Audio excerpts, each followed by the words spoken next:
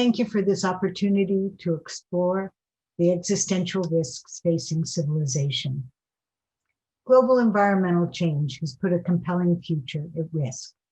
We face an increasing possibility of societal collapse. I hope I'm wrong, but I'm not optimistic.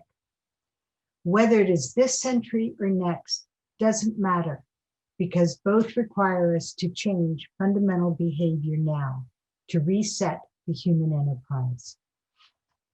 Kirk Smith, recently deceased professor of global health and climate and health at Berkeley, would say that the challenge is to bring the future forward. The future is not 100 years from now, it is now, and we must at a minimum meet it halfway. These are my grandchildren. At the end of this century, they will be in their early 80s.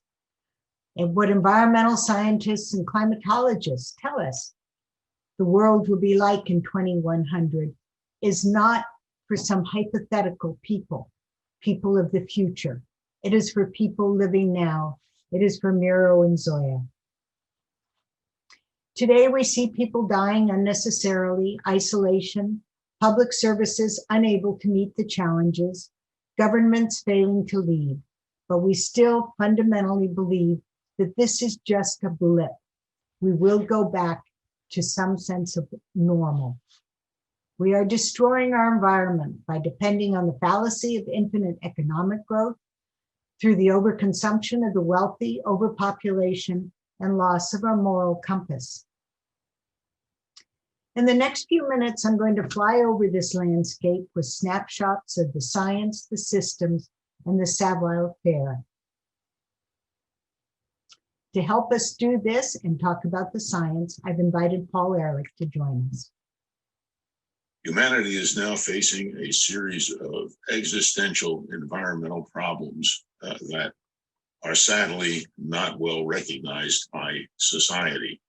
The one that is best recognized is climate disruption, but few people seem to understand that the most serious problem there is likely to be its impact on agriculture, which is utterly dependent on a stable climate. But of course, there's also sea level rise and other factors combined with it.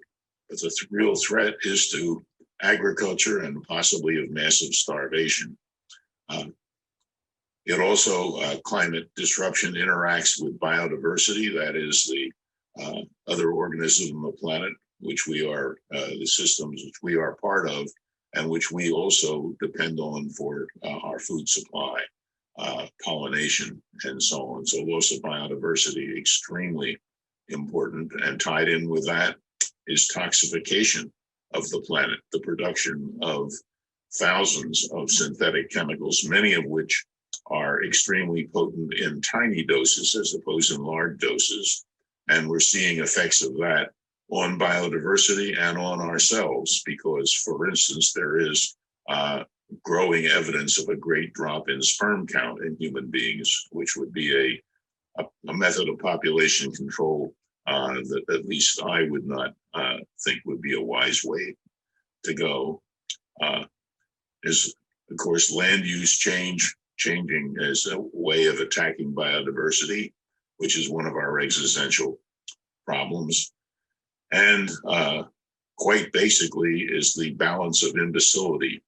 That is the huge numbers of nuclear weapons, some on hair trigger alert, which could be used purposely, or we could have an accident. There have been a fair number of accidents in the past, and a large-scale nuclear war would make our problems much, much more serious. It's not at all clear whether or not, it's certainly clear that society is on the road to a collapse.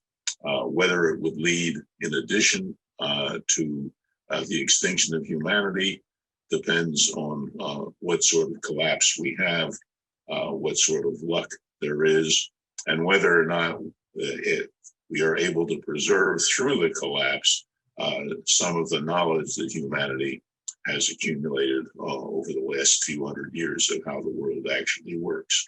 We're in a very tough spot, and sadly, nothing of significance is being done to make it less tough. Almost everything we're doing is worsening the situation. So the vulnerability and fissures in our social systems amplify the risk and accelerate the deterioration in our environmental systems. It's a feedback process, an interdependent process, an interconnected process, and it's a downward spiral with which we're familiar. The MAHB has put together this little graphic of the human predicament, as we call it, the systems, the biophysical, as well as the social systems that are contributing to the precarious situation in which we find ourselves. Human behavior drives all systems and the biophysical vulnerabilities.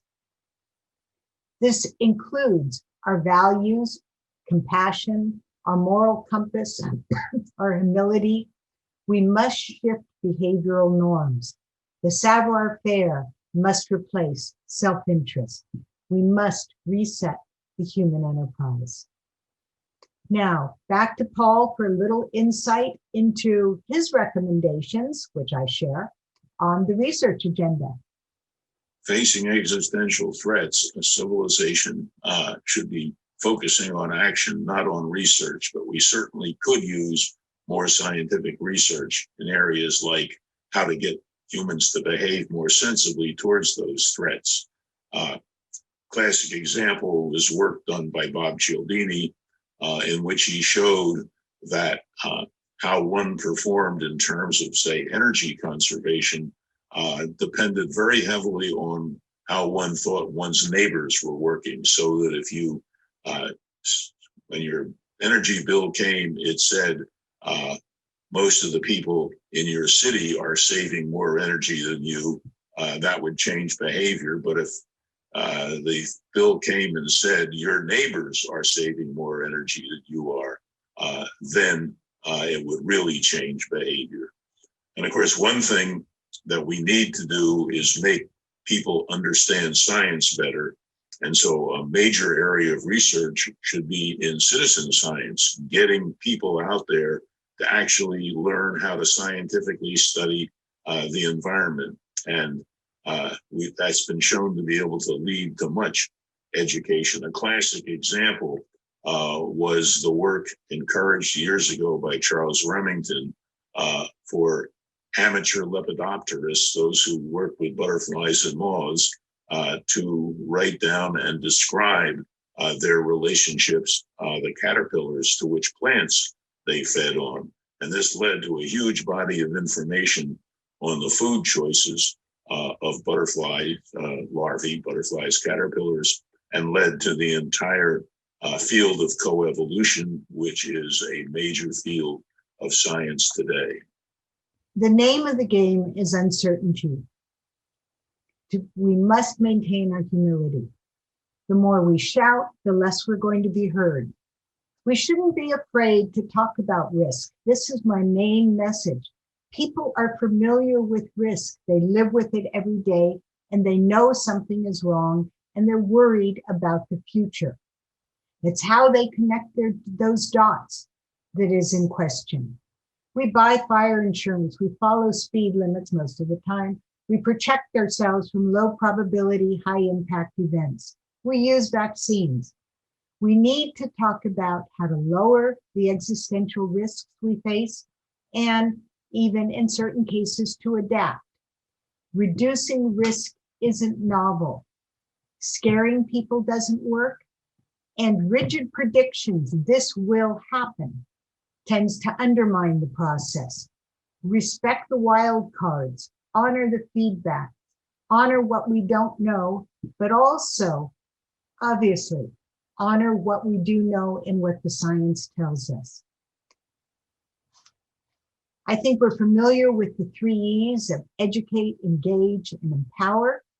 Most in this room and virtual room are involved and focused on the education, the knowledge base, though many are also involved in the engagement, what actually can be done, which is sometimes picked up by NGOs, school systems, community groups. All of these areas need work. And then that somewhat mystical, but ever important issue of empowerment. How do we empower people?